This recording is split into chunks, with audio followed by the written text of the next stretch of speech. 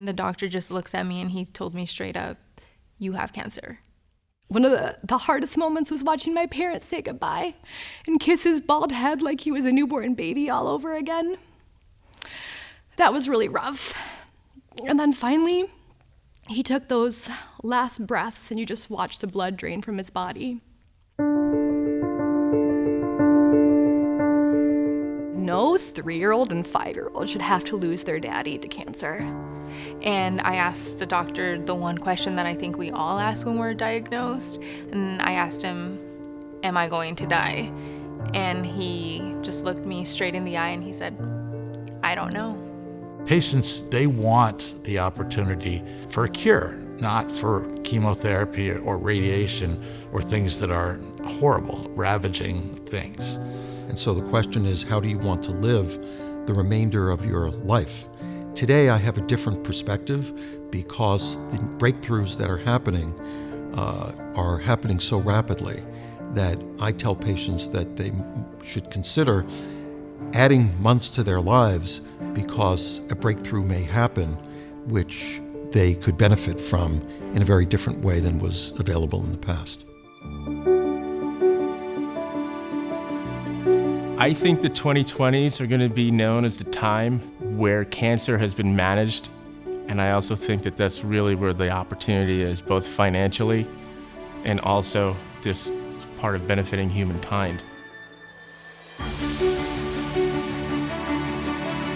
This is a very focused fund only in the area of oncology, which will allow us to really pin down the sorts of opportunities we want to chase and to be very knowledgeable about what's going to change the world in terms of cancer treatment.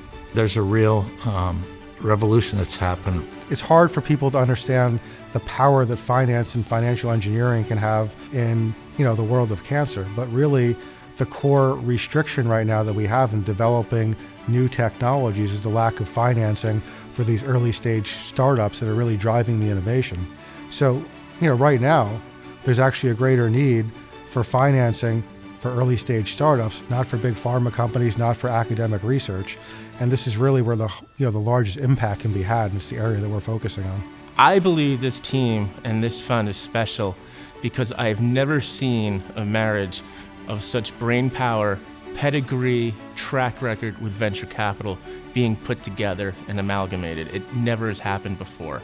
Usually in most funds, you don't have very strong operational performance from a fund manager, but we have the best of both worlds here.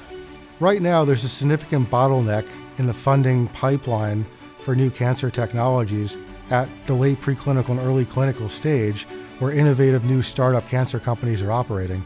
And this bottleneck is more constraining for these innovative new startup companies than it is in the nonprofit academic research world. So for families that really want to drive impact and leave a legacy, that legacy and that impact would be far greater by supporting OIP and indirectly these innovative cancer startups than supporting nonprofit cancer donations.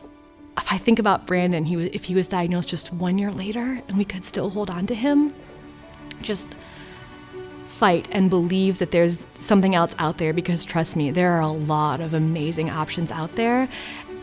And with investments in a fund like this to help support those companies, it's actually going to become a reality. Because of this fund, I truly believe that it will help cancer patients like myself, and we will find a cure and save many, many more lives.